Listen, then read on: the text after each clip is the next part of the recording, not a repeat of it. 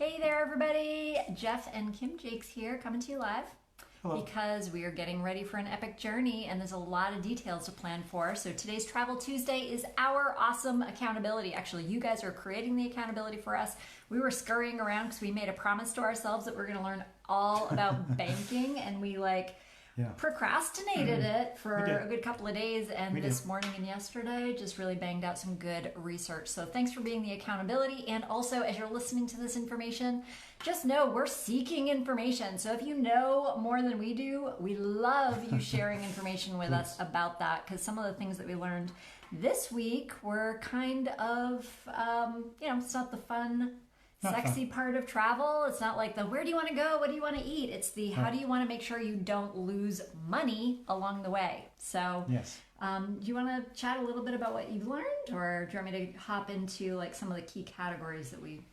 I think hop into let's go with the key categories. Okay. And then we'll do a little chat around those. Okay, cool. So some of the key categories that we really wanted to prioritize. Number one, I actually like to prioritize having a high yield savings account. Like if I'm going to have money held someplace and know that a bank is going to be earning money off it, I kind of want to get a little money too. So we're looking for something with a high yield savings account. Yep. We also were looking for something that we're able to avoid. So there's all kinds of fees in the banking world, right? We don't really know what all those are all the time. Right. But what we learned is there's foreign transaction fees. There's two types of currency conversion fees. So we're going to talk to you a little bit about how to avoid some of those fees.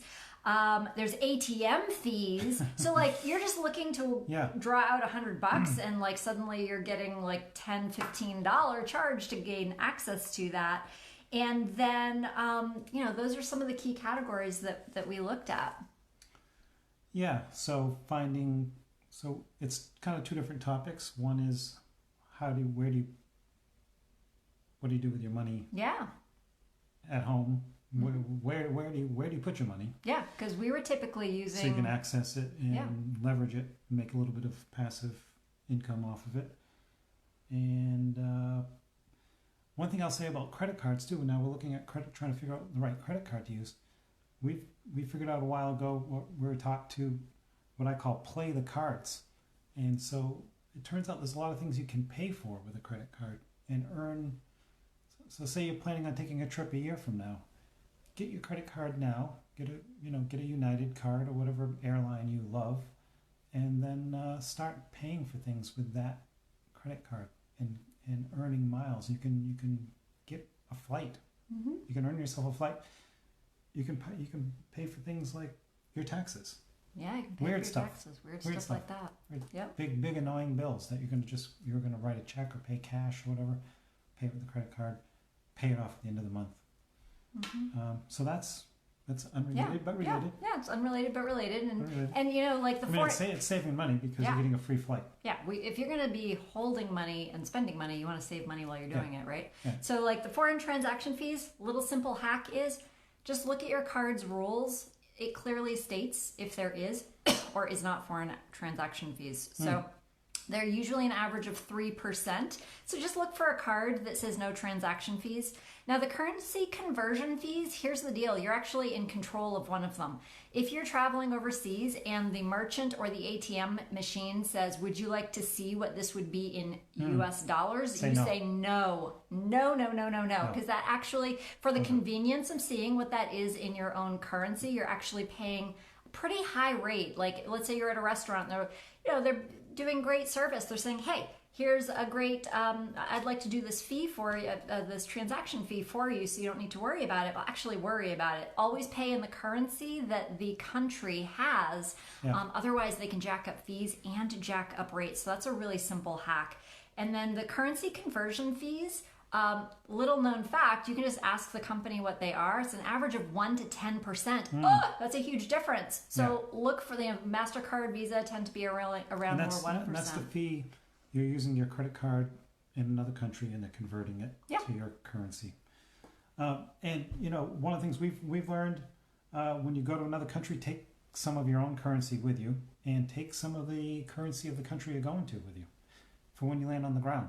So you don't have to be looking for an ATM. Say you get there later, you get your flight comes in later. you're going to take a train, you have to take a cab now or a bus. If you can go to your bank locally, buy some local currency of the economy you're going to. I even read that some people go into like Facebook groups and say, does anybody have euros that they're not using? And then you meet up and buy their euros off. So then you land and you have some money, landing money, so you're not scrambling around when you're exhausted in the dark, trying to figure out where to get some cash. Right. Or you just want a snack. Now there's some apps actually that deal with that too. So if you don't want to be scrambling around transferring cash around, there's some apps. There's one called TravelWise that you can actually store money in it and it transfers it for you up to 50 countries. There's one that is called Revolut, I believe is what it's called. Your money's held in Great Britain. But it's up to 130 currencies that you can transition it through, and including cryptocurrency, which is kind of a weird thing, and I really don't understand. But hey, you know what? It does it. Yeah. And then there's N26, which your money's actually held in Germany. But they're apps that allow for you to just be like, hey, one day you're in Malaysia, next day you're someplace else, and you can just transfer money back and forth right in your app. There still are some transfer fees and things like that, but at least you have the convenience of not trying to, in the middle of the night, you've landed, try to find an ATM at a 7-Eleven someplace random that, And not all ATMs are equal. So if you're going to like a kiosk or an ATM right at the airport, the conversion rate may actually be less preferable than if you get in town or go to a bank. I've also read just recently, using an ATM, if you can wait and use it during the day when the bank is open, that way if you have a problem or if it grabs your ATM card, they can get it back out of the machine. Yeah, there was one guy we read about in Poland who just went first thing in the morning and got his ATM, because you don't want to be stranded in a total different country without a card now. And there's a good website too that you can access if you have your mobile phone when you're making a purchase, doing an ATM. It's called xe.com, and that's real-time currency conversion rates. So you'll know if you're getting a bad rate. That's awesome. And just giving you a heads up, we're keeping these videos as close to 10 minutes as possible, or maybe less than 10 minutes. And I have a timer going, and we're at 2 minutes and 28 seconds. So how do we wrap this up? So keep it exciting. There's two types of banks, right? There's online banks that are completely cloud-based, and then there's banks that have things like buildings and things like that. So what we're learning is that there's this whole new sphere of banking options out there that are more cloud-based, that are dedicated to digital nomads, that are dedicated to people who are looking to be able to live a geographically fluid lifestyle. And, just really being aware of when you're looking at your bank statements. Like, there's actually one bank that if an ATM machine charges you an ATM charge, it refunds it for you. So just really, like, before you go, sitting down, looking at... A couple other things too is with ATMs. Check with your bank before you go if you're planning on using your ATM. Hopefully it's like a Visa ATM. That's part of the Global ATM Alliance. Ask them to change up your daily limit. Oh, yeah, sure. And if you're planning on buying things with credit cards while you're traveling internationally, which is a great idea if there's no transaction fee. Yeah, no transaction fee. Have a PIN number.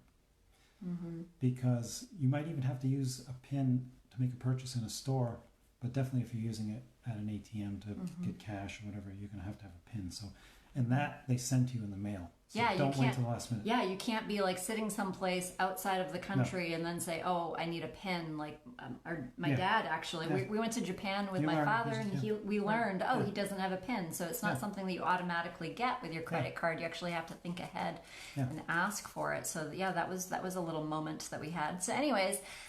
If you like what we're sharing, go ahead and share with people who are interested in these types of topics. If you have information that you can give us, go ahead, private message, comment below. And we did just open a YouTube channel as well, because our son is not on Facebook, and this is fun to be able to share it with him. But you're more than welcome to hop on, subscribe, stay in the know, and cheer us on.